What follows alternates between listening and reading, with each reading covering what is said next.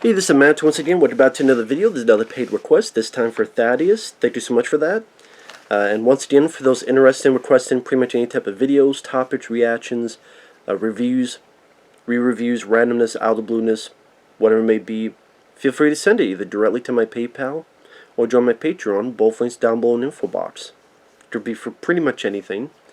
Also, if you hear any background noise, construction, saws, all that stuff, I apologize, just how it is today. But this is for Season 1, Episode 6 of the real Ghostbusters, called The Boogieman Cometh. Now, like I've said before, I never grew up with the show. I've heard of the show. I might have seen bits and pieces as a kid, but I didn't really follow the show. But it seems like the first 3 seasons would definitely be my cup of tea, because I've seen 2 episodes from that. I like the voice cast of the Ghostbusters. I thought Egon's voice fits well. Ray, voiced by Frank Welker, who was Fred from Scooby-Doo, that fit well for Ray. Arsenio Hall is Winston. I didn't know Arsenio Hall had done this cartoon, but that's pretty cool. And then Venkman, Lorenzo Music fits Bill Murray's cadence. And there's a brief, it's Garfield. But then it settles in. I'm like, Lorenzo Music, good voice for Venkman. That's why when I saw, what was the Stream Ghostbusters episode, and it's Dave Coulier from Full House, you cut it out. It just doesn't work for me. And from what I understand, it's only the first 3 seasons of the real Ghostbusters that features Lorenzo Music as Venkman and Arsenio Hall as Winston. Maybe that was just the deal. Maybe they were not getting paid as much as they were supposed to, and that's how it was. But yeah, the voices work well. I like the animation style. I just think it's good animation. And also there's some nice, like, creepy visuals. Even just on these 2 episodes of the real Ghostbusters I saw, there's a nice creepy visuals. I just see that kids getting into the horror aspect, but yet, of course, still being a fun, cartoon for kids. I love the usage of the old Ghostbusters music. Yeah, at least the Ghostbusters theme, I should say. I mean, from the very beginning, you have the Ghostbusters theme blaring as they're doing a car chase against a ghost who's driving a semi. I thought that really sets the mood, that sets the tone, not only of the show, but this episode. And they're chasing some random ghost who's like a gangster, trying to sound like, I don't know if it's Jimmy Cadney, or maybe not that, but like a 1930s type of gangster ghost. You never get me, say. So, that's James Cadney. I don't know. I'm trying to remember who that was. But, they did this gangster ghost. It's a fun way to open up the episode.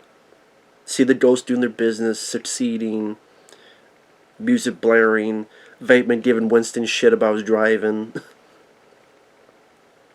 And then their next case are these kids who are scared of the boogeyman in their closet. I did chuckle with Venkman saying, well, we'll pay you, and they give you their pity bank, and Venkman going, well, I don't know, our usual is $1,500. They look at him, but you know what, this is enough. And they come to find out that there is an actual boogeyman in the closet. And in fact, Egon dealt with this figure back when he was a kid. And Venkman's like, can you explain this whole thing, how you knew him? It's personal. Oh, thanks, Egon, that explains a lot. Well, I do think they keep the spirit of the characters, and they pick the right voice actors. Again, meshed with animation that fits well during the time it was made, and a nice usage of the Ghostbusters theme. I just see, at least with the first 3 seasons, why this was a show that a lot of people liked when they were kids, and respected the Ghostbusters, to me, a fuckload more than that new Ghostbusters Afterlife movie. And it's funny that the 2 episodes that Thaddeus recommended are ones where Edon is pretty front and center. Like in this one, he has a personal connection to the Boogieman and takes it on one-on-one to protect these kids. I'm like, yeah, that's how you respect Edon. Not, well, Harold Ramis is dead, so let's use his face and create a fucking special effect, and we killed his character off screen because his character was a fucking supposed crackpot, even though he was right at the end, that the Ghostbusters for some reason would never believe, even though why wouldn't they believe Edon? That didn't make any fucking sense. People think it's respectful. I think it's the total opposite. To each their own.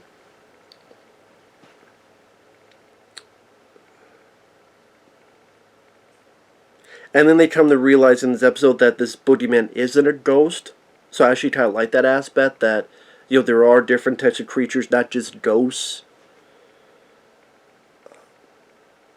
And, at times, it's weird to say this with animation. There's some nice lighting.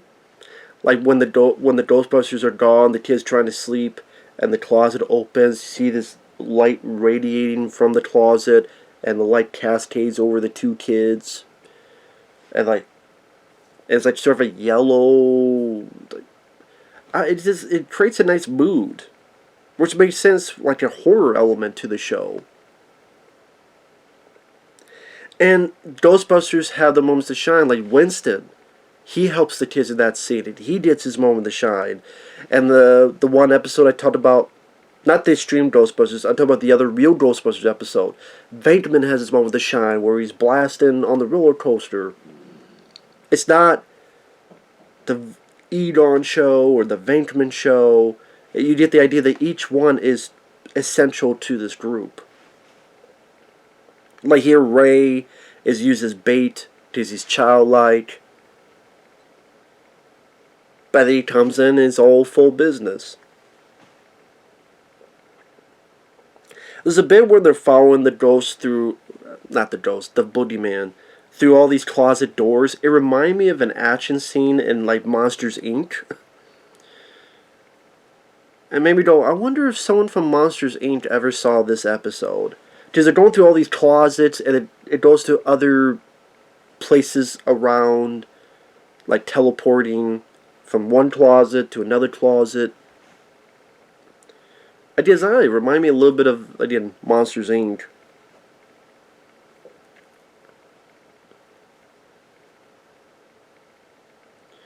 And then they're in the Boogeyman's world. And it's nice to see a little bit of creativity there. How the Boogeyman is able to bend the world a little bit.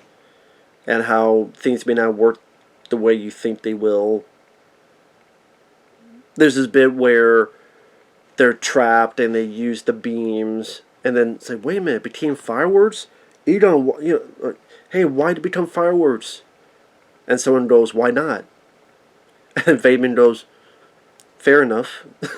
Just the way, I think, again, Lorenzo Music was the right fit. If you don't get Bill Murray, obviously, that was the right fit for it. And, they end up with a bomb. They're able to trap the thing in its own world. And it was a solid episode. Like I said, the two episodes, the episodes I saw of the Extreme Ghostbusters, that was for Wild Man Beyond. That didn't seem like my cup of tea, with the lame theme music and the new characters seeming like either hipster douchebags or goth girls or asshole in wheelchair. And this seems like more my cup of tea. Because again, the voice work is solid. The team gets their moments to shine. It's not just all about one or all about the other. The usage of the old music is creates excitement. You get a bit of that horror vibe. Even the design of the Boogeyman, I didn't mind. I could see kids, just based on these two episodes I saw, that there were kids that were probably freaked out by some episodes of the show. Although to me that's a good thing, because it makes it hold up better in retrospect. And you appreciate it one way as a kid, but then if you watch it as an adult, you appreciate it, but just in a different way, but you're still appreciating it. So overall, the Boogieman Cometh, I liked. I did enjoy it. Of course, there's also Slimer, but Slimer's pretty much at the very beginning, at the very end. I did like the way it ended, where Slimer plays a trick on Venkman, and Venkman's like, no, blast him, get off me. I always thought that was an interesting idea, too, that if they had done a third Ghostbusters movie in, like, 96, or 95, or 94, somewhere around there, it would have been interesting to see them introduce Slimer, how Venkman doesn't like him because he's slimy, but then ultimately becomes an ally to the Ghostbusters. That would have been interesting to see in a live-action form. But yeah, it was always interesting. Do they ever explain in the show how that came to be, how Slimer became an ally for the Ghostbusters? Is that ever explained on the show? Again, for those who are... Again, I'm not knowledgeable on this show. Is there like an episode? Is it in the first episode? Is there like a flashback episode that explains that? I'd be very curious to... if anyone has that info. If not, then that's a missed opportunity. Bro, yeah, I did like it. And with that said, thanks for watching. Take care. We'll see you guys later. Bye-bye.